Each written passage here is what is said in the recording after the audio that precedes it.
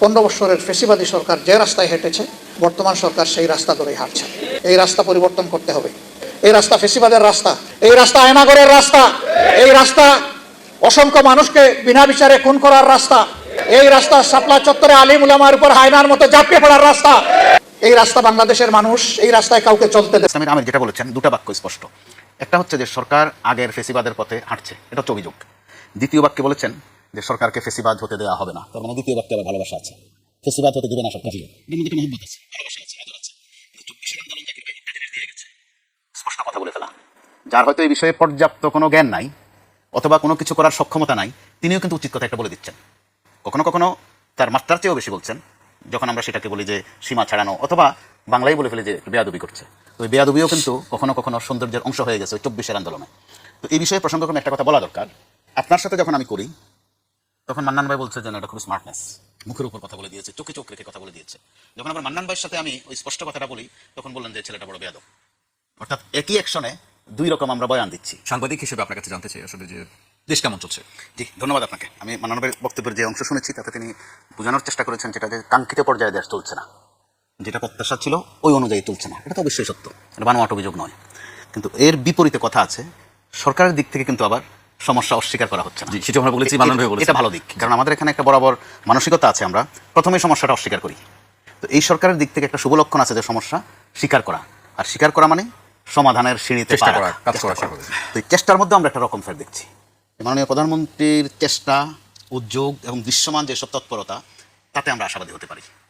কিন্তু তার যে সহযোগী বা সহকর্মী বা যে অ্যাসোসিয়েট, ওখানে কিন্তু আমরা একটা গোলমাল দেখছি, ব্যত্যয় দেখছি। তিনি যে মাত্রায় দৌড়াচ্ছেন তাদের দৌড়ানোটা কিন্তু ওই মাত্রায় নয়। দেখা গেছে প্রধানমন্ত্রী এ পর্যন্ত বেশ কয়েকটি দৃষ্টান্ত কিন্তু স্থাপন করেছেন। এই দৃষ্টান্তের ফল কি হবে সেটা আমাদের একটু অপেক্ষা করতে হবে। তো দৃষ্টান্ত যদি আমরা একটা দুটা বলি, যে তিনি কথা বলছেন বেশ মেপে মেপে, গুনে গুনে, এই দৃষ্টান্তটা অপ্রয়োজনীয় কথা বলছেন না তিনি। এই দৃষ্টান্তটা কিন্তু আপনার জন্য আর আমার জন্য নয়, তার দলের জন্য, সহকর্মীদের জন্য। কিন্তু আমরা তার সহকর্মীদের মধ্যে ওই প্রবণতাটা দেখছি না। এই গেল একদিক। দ্বিতীয় দিক, তিনি মিতব্যয়ী হওয়ার একটা আহ্বান জানাচ্ছেন নিয়মিত। সেটাও কিন্তু শখে নয় বা রাজনৈতিকভাবে খুব প্রশংসিত হওয়ার জন্য নয়, বাধ্য হয়েই। দেশের অর্থনৈতিক অবস্থা আসলে কি তিনি সেটা হাড়ে হাড়ে টের পাচ্ছেন, যে কারণে তিনি খরচে সাশ্রয়ী, চলনে বলনে খুব সংযমী। কিন্তু তার আশেপাশে কিন্তু আমরা ওই সংযমটা দেখছি না, একেবারে দৃশ্যমান। এটা দেখা যায় যে তিনি একটা হাফাতা শার্ট পরে বসে আছেন, এবং এটার কী রহস্য সেটাও কিন্তু বলেছেন। বিদ্যুৎ খরচ কমানো, তারপরে এসি কম চালানো। দেখি যে ওনার দুপাশে শুটের বুটের দুজন কিন্তু আবার পরিপাটি হয়ে আছেন। তাহলে দৃষ্টান্তটা কিন্তু ওনার দুই পাশে কার্যকর হচ্ছে না, এটা মানুষের চোখে পড়ছে। আর 24-এর আন্দোলন আমাদেরকে কি দিয়েছে, কি দিতে পারেনি, সেটা হয়তো ভবিষ্যতে আরও বিশ্লেষণ হবে। কারণ 24-এর আন্দোলন জাকির ভাই একটা জিনিস দিয়ে গেছে, স্পষ্ট কথা বলে ফেলা। যার হয়তো এই বিষয়ে পর্যাপ্ত কোনো জ্ঞান নাই অথবা কোনো কিছু করার সক্ষমতা নাই, তিনিও কিন্তু উচিত কথা একটা বলে দিচ্ছেন। কখনো কখনো তার মাত্রার চেয়েও বেশি বলছেন, যখন আমরা সেটাকে বলি যে সীমা ছাড়ানো, অথবা বাংলায় বলে ফেলি যে বেয়াদবি করছে। তো এই বেয়াদবিও কিন্তু কখনো কখনো সৌন্দর্যের অংশ হয়ে গেছে 24-এর আন্দোলনে। তো এই বিষয়ে প্রসঙ্গক্রমে একটা কথা বলা দরকার। আপনার সাথে যখন আমি করি তখন মান্নান ভাই বলছে যে এটা খুব স্মার্টনেস, মুখের উপর কথা বলে দিয়েছে, চোখে চোখ রেখে কথা বলে দিয়েছে। যখন আবার মান্নান ভাইয়ের সাথে আমি ওই স্পষ্ট কথাটা বলি তখন বললেন যে ছেলেটা বড় বেয়াদব। অর্থাৎ একই অ্যাকশনে দুই রকম আমরা বয়ান দিচ্ছি।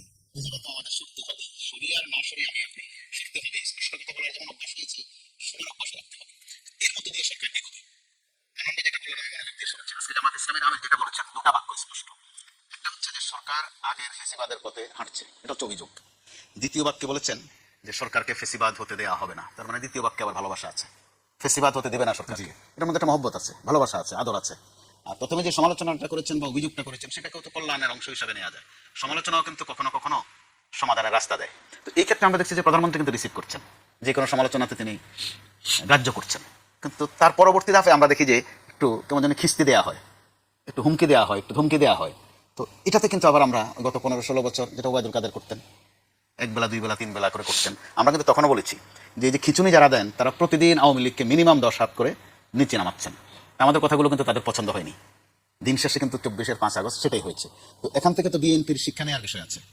আওয়ামী লীগ পালিয়েছে, তাদের যেন পালাতে না হয়। কি করলে পালাতে হয় তাদের তো লিসন আছে, ভালোভাবে আছে। আবার জামাত ইসলামী যেহেতু তারা মানববাদের সাথে আনার নাই আজকে, তারা সাথে কিন্তু আবার যে জুলাই সনদ এটা রাখে, সংবিধানও রাখে, দুই পক্ষ দুইটা কিন্তু বগলে রাখে। মানবের কাছে আজকে একটা দেখছি না, বোধহয় মুখস্থ হয়ে গেছে। অর্থাৎ যার যেটা সুবিধা হয়, যদি দেখেন যে আপনি আপনার সুবিধাটা নিচ্ছেন একটু প্রথাগত রাজনীতির মধ্য দিয়ে, তখন আপনি চট করে সংবিধানটা খুলে দেখিয়ে দিচ্ছেন। আবার যদি দেখছেন যে ওখানে ভাগে মিলছে না, এবার ওইটা রেখে জুলাই সনদ বের করে দিচ্ছেন। অর্থাৎ দুইটার কোনোটাই কিন্তু আসলে কোনো আসমানি কিতাব নয়, দুইটাই প্রয়োজনে হয়েছে, দুইটাই মানুষের তৈরি করা। কিন্তু এই দুটা নিয়ে একটু আগে মানন ভাই বলছিলেন জুলাই সনদের কথা, ওয়াদার কথা, সংস্কারের কথা, শব্দগুলো শুনতে সুন্দর, কিন্তু প্র্যাকটিক্যালি সংস্কার বড় কষ্টকর। সংস্কারের যেই অর্থে আপনি করেন, যে পরিবর্তন হওয়া, পরিবর্তন হতে কেউ চায় না, মেরামত করা, মেরামত হতেও কেউ চায় না। অর্থাৎ কোনো কোনো পদ্ধতি আপনি দেখেন শেখ হাসিনা বড় খারাপ, কিন্তু তার পদ্ধতিগুলো কিন্তু আবার ভালো লাগে যদি আমি এনজয় করতে পারি, আমার ভাগে যদি পড়ে।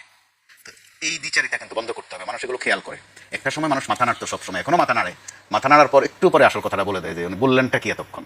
তো এখন যেটা চর্চা শুরু হয়েছে, মুখের উপরে বলা শুরু হয়েছে, গণমাধ্যম সেই অর্থে এখনও কিন্তু, গণমাধ্যম বলতে আমি মূলধারার গণমাধ্যম বলছি, ফেসবুক কিন্তু আবার ভিন্ন জগৎ, সব কিছুই ধরছে তারা, সোশ্যাল মিডিয়া। তো মূলধারার গণমাধ্যম এখনও সরকারের প্রতি কিন্তু যথেষ্ট সহানুভূতিশীল, সেটা কিন্তু দলীয়পনা নয়, সেটা বুঝে শুনেই। একটু 1 মিনিট আমি শেষ করে দিচ্ছি, সেটা কেন আপনার বোধহয় জাকির ভাই খুব স্পষ্ট করে মনে আছে, নির্বাচনের আগ পর্যন্ত 4-5টা মাস বিএনপি যেমন নির্বাচন দাবি করেছে, আরো অনেকেই নির্বাচন দাবি করেছে, তার মানে সবাই বিএনপি কিন্তু নয় হিসেবে। কারণ একটা অনাস্থা তৈরি হয়ে যাচ্ছিল ক্রমেই, যে অনির্বাচিত সরকার দিয়ে হচ্ছে না, একটা নির্বাচিত সরকার দরকার। তো জামাত এই দাবির মধ্যে মাঝে মধ্যে বাগড়া দিয়েছে, আবার সরেও যায়নি, থেকেছে। যেখানে নেপথ্য দিক দিয়ে যে ঘটনাটা ঘটে গেছে, হয়তো এখন বললে কেউ কেউ অন্যভাবে নিতে পারেন, কিন্তু সামনের দিনগুলোতে এই বিশ্লেষণ আসবে। সেনাপ্রধানের একটা বক্তব্য তিনি বলেননি, সেটা সম্ভবত সার্জিসের মাধ্যমে আমরা জেনেছিলাম, যে প্রধান উপদেষ্টা নিয়োগে নাকি বুকে পাথর বেঁধে তিনি সহ্য করেছেন। বুকে পাথর বাঁধা কিন্তু বড় কষ্টের জিনিস। নির্বাচনের পর জামাতের আমির বললেন যে এই ফলাফল তারা মানেন না, নির্বাচন সুষ্ঠু হয় নাই, তারপরও বুকে পাথর বেঁধে এই ফলাফল তিনি মেনে নিয়েছেন। তো এই পাথরের যন্ত্রণা আমাদেরকে একটা সময় কোথায় নিয়ে যাবে, কে এই যন্ত্রণা কতদিন সইবেন, অথবা কে কিভাবে বিস্ফোরণ ঘটাবেন, নমুনা কিন্তু আমরা ভালো দেখছি না। মাঝে মধ্যে দুই পক্ষ যখন যে বয়ানগুলো দেয়, আজও আছে কয়েকটা, কে কোথায় কত কামাই রোজগার করছেন, কে কোথায় কাকে পোস্টিং দেওয়ার বিষয়ে কোন লাইনে তদবিরটা করেছেন, টাকা বিনিময়টা কোথায় হয়েছে, কে দিয়ে এসেছিলেন, কে নিয়ে এসেছিলেন, এগুলো কিন্তু যারা গণমাধ্যমে আমরা কাজ করি টুকে রাখি কিন্তু সুন্দর করে। কখনো না কখনো আপনার আমার কথায় বা লেখনীতে এগুলো লাগবে, গণমাধ্যমের কাজই তো ওই আসলে জায়গা থেকে এই জায়গা। দল দুটার কেউই কিন্তু নিস্তার পাবে না। আমরা যেমন সরকারের 6 মাস বলছে যে সরকার 6 মাস কি করলো, সমান্তরালে কিন্তু প্রশ্ন আছে যে বিরোধী দল 6 মাসে কি করলো। এই প্রশ্ন বিরোধী দলের সামনেও কিন্তু জবাব দিতে প্রশ্ন আছে, কারণ আমাদের বাস্তবতা তো বদলে গেছে, তারাও তো নির্বাচিত। তারাও নির্বাচিত, আবার কমিটমেন্ট সবাইকে আসলে প্রত্যেকে যাবে। আসলে যেখানে প্রধানমন্ত্রীও মাঝে মধ্যে কিন্তু বিকল্প চাচ্ছেন, এটা কিন্তু বাংলাদেশের রাজনীতির এক নতুন ধারা। এই জ্বালানি নিয়ে যখন তর্ক বিতর্ক হলো, জামাত কিন্তু এর মধ্যে বিকল্প কিছু পরিকল্পনা দিয়েছে। আবার প্রধানমন্ত্রী সেটা আহ্বান করেছিলেন, এটা কিন্তু লক্ষণ ভালো। এতে করে সব সরকারের দোষ, সরকার পারেনি বলে এখনকার যারা বিরোধী দল তারা সাইডলাইন কেটে যাবে বা আরেকটা বয়ান দিবে সামনে, এত সহজ বোধে বাংলাদেশের রাজনীতি আর হচ্ছে না। কামাল ভাই বলেন যে আজকে আমাদের বিষয় কেমন চলছে দেশ, আমি শেষ প্রশ্নটা করতে চাই, কেমন করছে বিরোধী দল? খুব কঠিন প্রশ্ন, আগামী দিনে বিরোধী দলকে ওই জবাব দিতে হবে, একটু বেশি করে দিতে হবে। এর আগে আমার যতদূর মনে পড়ে বাংলাদেশে মোট 3বার বিরোধী দলকে কঠিন জবাব দিতে হয়েছে। একটা হচ্ছে 90 সালে পতন হয়েছে এরশাদের অথবা জাতীয় পার্টির, জাতীয় পার্টি বা এরশাদের লোকজনদের আগে কিন্তু পালিয়েছে বিরোধী দল। তো তখন জাতীয় পার্টির একজন সিনিয়র নেতা তিনি এই ধরনের বিষয় নিয়ে খুব রসিকতা করতেন যে এই বছরের সেরা ঘটনা কি। তিনি আবার জবাব দিলেন যে এই বছরের সেরা ঘটনা হচ্ছে এরশাদ পতন, তো পতন এরশাদের, পালায় বিরোধী দল, এই এক ঘটনা। আরেকবার বিরোধী দলের একটা পতন আমরা দেখেছি, সেটা হচ্ছে 96-তে অল্প কয়েকদিনের জন্য একটা নির্বাচন হয়েছিল, 15 ফেব্রুয়ারির ইলেকশন যেটাকে বলে, ওখানে একটা বিরোধী দল ছিল, অনিবার্য কারণে একটা বিরোধী দল তৈরি করতে হয়েছিল। ওই বিরোধী দলের কে কোথায় এখন আছে আমরা কেউ জানি না, দেশের মানুষ চেনেও না। আরেকটা বিরোধী দলের পতন হলো 5 আগস্টে। আওয়ামী লীগ বড় দল, তার পতন হয়েছে, তার সরকারের পতন হয়েছে, প্রধানমন্ত্রীর পতন হয়েছে। আপনি দেখেন জাতীয় পার্টি, তার কি পতন হয়েছে নাকি সে নাই, সে নিজেই তার আইডেন্টিটি এখনো পরিষ্কার করতে পারে না, কারণ মানুষ এগুলো ফলো করেছে। যে শেখ হাসিনাকে ফ্যাসিস্ট বানানোর পেছনে তার দলের লোকেরা যত না ইনভলভমেন্ট ছিল, তার চেয়ে বেশি দায়ী ছিল এই জাতীয় পার্টি। আওয়ামী লীগের নেতারা যদি কোনো বিষয়ে এক হাত দিয়ে ছোট্ট করে একটা টেবিল চাপড়াতেন সংসদে, তা ওনারা ঢোলের মতো 2 হাতে পিটাতেন। অর্থাৎ স্বৈরাচার করার পেছনে ব্যাপক অবদান তারা রেখেছিলেন, এটার পরিণতি এখন ভোগ করছেন। এই 3টা বললাম, এই 4র্থ দফায় আছে এখন জামাত ইসলামী। বিরোধী দল কিন্তু রাজনীতির বিকাশের জন্য, ভিত্তি তৈরি করার জন্য একটা চমৎকার জায়গা। বিরোধী দল যেটা বলবে সেটার নামে আন্দোলন, সেটার নামে বিপ্লব, সেটার নামে বিদ্রোহ, সুবিধা আছে। কিন্তু সরকারের থেকে যদি একটু জোরেও কথা বলে যে একটা পান্ডামি, ওটার নাম আর আন্দোলন হয় না, বিপ্লব হয় না, ওটার নাম পান্ডামি, গুন্ডামি।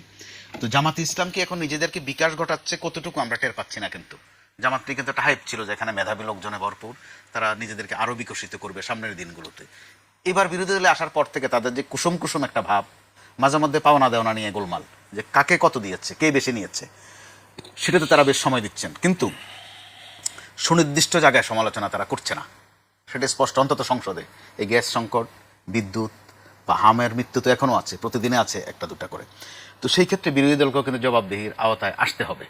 সমান্তরালে তাদের কারো কারো মধ্যে বা অংশের মধ্যে একটা প্রবণতা কিন্তু আমরা খেয়াল করছি যে বিএনপি একটু অজনপ্রিয় হোক, অর্থাৎ সোজা কথা বিএনপি একটু পৌঁছতে থাকুক, এই অপেক্ষা যদি তারা করে থাকেন, বিএনপি চাপে পড়ুক আর কি, চাপে সেইটাই পড়ুক, বিরোধী দলের অজনপ্রিয় প্রত্যাশা হোক। আর কি।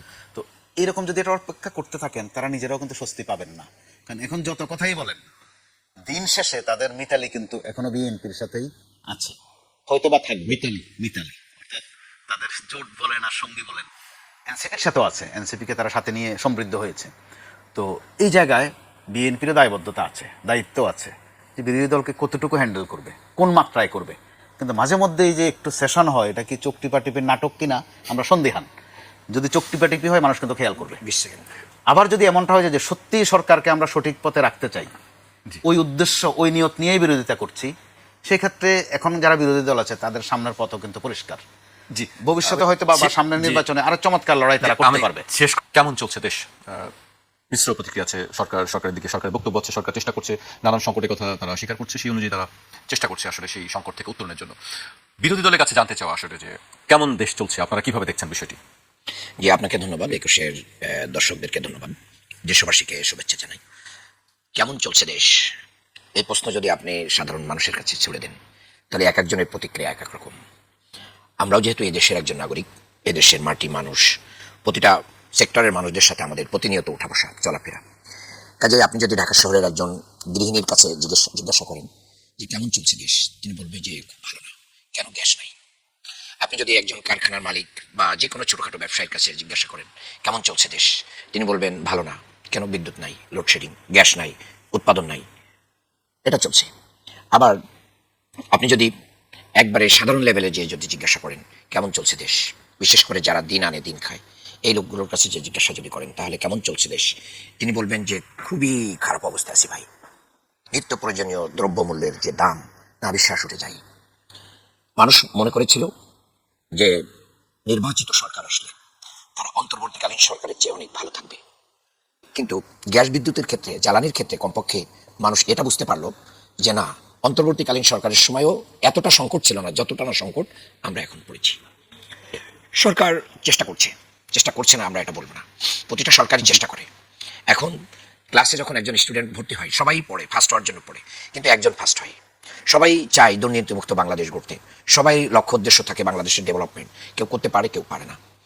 আমরা সরকারের যে মোটা দাগে যে জিনিসগুলো আমরা দেখছি, যে সরকার এখনো পর্যন্ত, কিছুদিন আগে আপনি জানেন যে সরকার তার হানিমুন পিরিয়ড বলে একটা সময়কে 180 দিনকে অতিবাহিত করেছে। এই পিরিয়ডটাকে আইডেন্টিফাই করে মূলত সরকার বোঝাতে চেয়েছে যে এই 80 দিন আমরা কি করেছি এটা আপনাদের মূল্যায়নের কোনো প্রয়োজন নেই, এই 80 দিন আমরা মোটামুটি একটা ভূমিকার ভিতরে ছিলাম, এখন আমরা কি করি এটা কাউন্ট ডাউন করেন।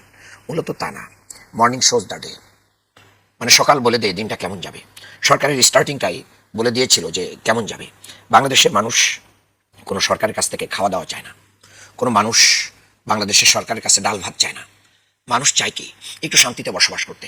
তো শান্তিতে বসবাস করার জন্য আপনারা মানুষকে ফ্যামিলি কার্ড দিতে চাইলেন, কত হাজার পরিবারকে দিতে পেরেছেন, খুব বেশি পরিবারকে দিতে পারেন নাই। এখন কার্ড শুমারির নামে যে অনিয়ম চলতেছে, দলীয়করণ চলতেছে, এই দলীয়করণের মধ্য দিয়ে এখন কিন্তু মোটামুটি টিএনও অফিস ভাঙচুর, ডিসিকে প্রত্যাহার, ইউএনওকে প্রত্যাহার, এগুলো চলছে। এবং অনেকে দু একটাকে শিক্ষা দিয়ে বাকিদেরকে মেসেজ দেওয়া হচ্ছে যেভাবে তালিকা দিব সেভাবেই করে দিবা, এর ডাইনে পাবে তোমাদের যাওয়ার কোনো প্রয়োজন নেই। অন্যদিকে মানে রাষ্ট্রের যেই গণতান্ত্রিক প্রতিষ্ঠানগুলো আছে, সিটি কর্পোরেশন, জেলা প্রশাসন থেকে শুরু করে যে জায়গাগুলোতে আমাদের নির্বাচিত প্রতিনিধি থাকার কথা ছিল, সেখানে দলীয় নেতাকর্মীদের একটা পুনর্বাসন কেন্দ্র হিসেবে ইতিমধ্যেই তারা কাজ করেছে।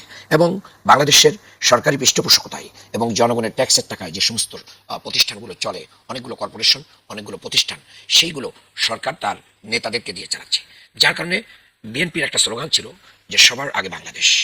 এই স্লোগানটা তারা ইশতেহারে বলেছে, নির্বাচনে বলেছে, সমস্ত জায়গায় বলেছে, কিন্তু জনগণ এখন বলছে যে না, এই কথা তারা মুখে বলেছে কিন্তু আদতে হচ্ছে সবার আগে বিএনপি। তো দলীয় কারণে, দলীয় রাজনীতির যে বৃত্ত, রাষ্ট্রের আপনি যখন প্রধানমন্ত্রী, মন্ত্রী হিসেবে শপথ নেবেন, এমপি হিসেবে শপথ নেবেন, তখন আপনার আন্ডারে কিন্তু রাষ্ট্রের সকল নাগরিক, আপনার টেরিটরি, আপনার অন্তর্ভুক্ত সকল নাগরিক। তাহলে আপনি কখনো রাগ বিরাগের মানে খাতিরে আপনি কাউকে কি করতে পারেন না, মানে অন্য দৃষ্টিতে দেখতে পারেন না, কিন্তু সেটা চলছে। আবার দেখেন, আমরা যদি শিক্ষা অঙ্গনগুলোর দিকে দেখি, তাহলে আপনি দেখবেন যে সর্বত্র যতগুলো ভাইস চ্যান্সেলর নিয়োগ করা হয়েছে, কোনো জায়গায় এরকম একজন ভাইস চ্যান্সেলর হয় নাই যে আগের জন যিনি ছিলেন তার চেয়ে আরও কোয়ালিফাইড একজন ভাইস চ্যান্সেলরকে দেওয়া হয়েছে। সারা বাংলাদেশে বিএনপি কোথাও, আমি চ্যালেঞ্জই করলাম যে সারা বাংলাদেশের কোথাও একজন ভাইস চ্যান্সেলর, সেটা ঢাকা বিশ্ববিদ্যালয় হোক, রাজশাহী বিশ্ববিদ্যালয় হোক, চট্টগ্রাম বিশ্ববিদ্যালয় হোক, ইসলামী বিশ্ববিদ্যালয় হোক, যত জায়গায় হোক, আগের যে ভাইস চ্যান্সেলরগুলো ছিল সেখান থেকে যোগ্য একজনকে দিয়ে আগের জনকে সরিয়ে দেওয়া হয়েছে। এটা কিন্তু হয় নাই। আসলে অন্তর্বর্তীকালীন সরকারের আমলে তো কোনো দলীয় দৃষ্টিকোণ থেকে নিয়োগ হয় নাই।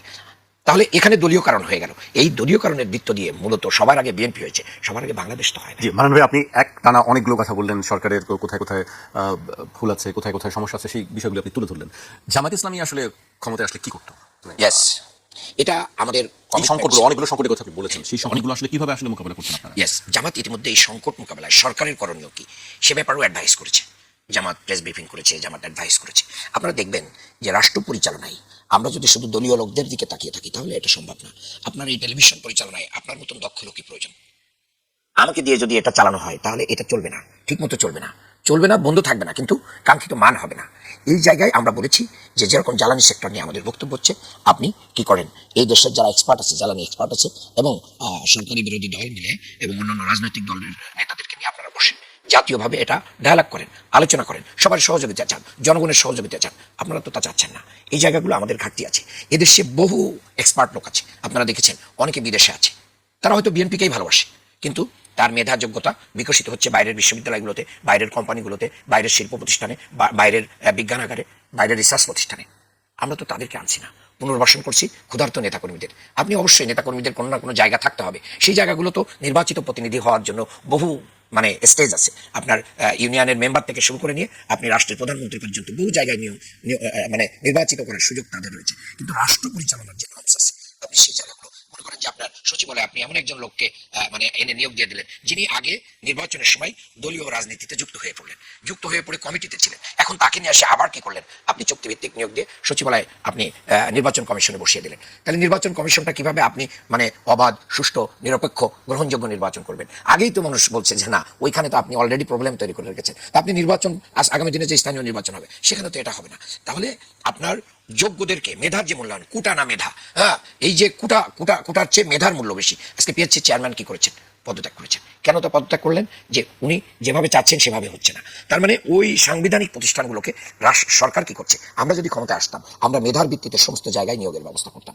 বিশেষ করে আমরা দুর্নীতির টুটি চেপে ধরতাম, গলা চেপে ধরতাম। সেখানে দুর্নীতি দমন কমিশনকে আমরা শক্তিশালী করতাম। আমরা এখানে স্বাধীন কমিশন দেওয়ার চেষ্টা করতাম, তাদেরকে সাংবিধানিক ক্ষমতা দেওয়ার চেষ্টা করতাম। আমরা স্বাধীন বিচার বিভাগ প্রতিষ্ঠা করতাম। সেই স্বাধীন বিচার বিভাগের প্রতিটা জায়গায় আমরা রাষ্ট্রকে এবং তাদের জবাব দিতে থাকবো, বিচারপতিদের। অর্থাৎ দুর্নীতিকে বন্ধ করেন, মূল্যায়ন করেন মেধাকে, এবং আপনি প্রপার ডিস্ট্রিবিউশন করেন। জনগণ যাতে বুঝতে পারে, একজন সাধারণ মানুষ, যে এই সরকার আমার সরকার, আমি ভোট দেইনি হয়তো, কিন্তু আমার আমার মন্ত্রী, আমার সরকার, এটা যতদিন না ভাবতে পারবে ততদিন এই সরকার দলীয় সরকারই থাকবে। আপনি রাষ্ট্র পরিচালনার ক্ষেত্রে কাঠামোর কথা বলছেন, যে এই কাঠামোর মধ্যে আসলে পরিবর্তন দরকার, কিন্তু যে জিনিসটা এখন মানুষ ফেস করছে, আমি বলি যে কালকে বিকেএমইর একটা সংবাদ সম্মেলন ছিল, তারা বলেছে যে 300-র উপরে কারখানা বন্ধ হয়ে গেছে, আরও যারা আছে তারা কেউ আংশিক কাজ করছে, কেউ পুরোপুরি কাজ করতে পারছে না।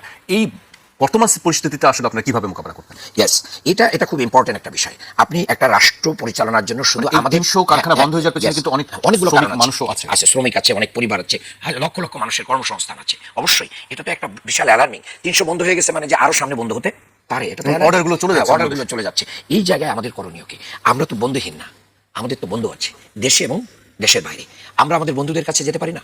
আমরা যদি, কেন আজকে IMF থেকে শুরু করে ওয়ার্ল্ড ব্যাংক কেন আমাদের এখানে কি করছে না, ইনভেস্ট করছে না, টাকা দিচ্ছে না? কারণ হচ্ছে আমরা দুর্নীতিকে কি করতে পারছি না, তাদের যে জবাবদিহিতা আমাদের প্রতিষ্ঠানগুলোর এবং সুশাসন এবং দুর্নীতি হবে না এই গ্যারান্টি দিতে পারছি না। যে সংস্কারের কথা ছিল, জনগণকে কমিটমেন্ট করে ঐক্যমত্য কমিশনের মাধ্যম দিয়ে প্রতিটা রাজনৈতিক দল জুলাই চার্টার সাইন করে এখানে এসেছিল, ক্ষমতায় এসে আমরা এগুলো করছি না। যার কারণে এখন যে সমস্ত জায়গা থেকে আমাদের এই অর্থে ছাড় আসার কথা ছিল, যেটার মাধ্যম দিয়ে সরকার গতিশীল হওয়ার কথা ছিল, সেই জায়গা কিন্তু কি করতে পারে নাই। তাহলে ওইটা আমরা নিশ্চয়তা দিতাম। তাহলে আমরা বিভিন্ন জায়গাতে ওয়ার্ল্ড ব্যাংক থেকে শুরু করে নিয়ে আপনার IDB থেকে শুরু করে নিয়ে বিভিন্ন জায়গায় দাতা সংস্থা থেকে আমরা কি পাইতাম? সহযোগিতা পাইতাম। ঠিক একইভাবে এই দেশে এবং দেশের বাইরে যে সমস্ত আমাদের শিল্পপতিরা আছে এবং যাদের টাকা পয়সা আছে, তারা এখানে ইনভেস্টমেন্টের এনভায়রনমেন্টটা পাচ্ছে না। সেই এনভায়রনমেন্ট আমরা তৈরি করতাম, চাঁদাবাজি দখলবাজি বন্ধ করে দিয়ে গ্যাসের যে ব্যবস্থাপনাটা গড়ে তোলা দরকার, প্লাস হচ্ছে এনার্জি সেক্টরকে ডেভেলপ করা দরকার। সেই জায়গাটা আমরা মানে আগে ভাগে ইনিশিয়েটিভ নিতাম। অর্থাৎ যেটাকে সবার আগে ইনিশিয়েটিভ নেওয়া দরকার, সেটাকে যদি আপনি বুঝতে বুঝতেই সময় চলে যায় 6 মাস,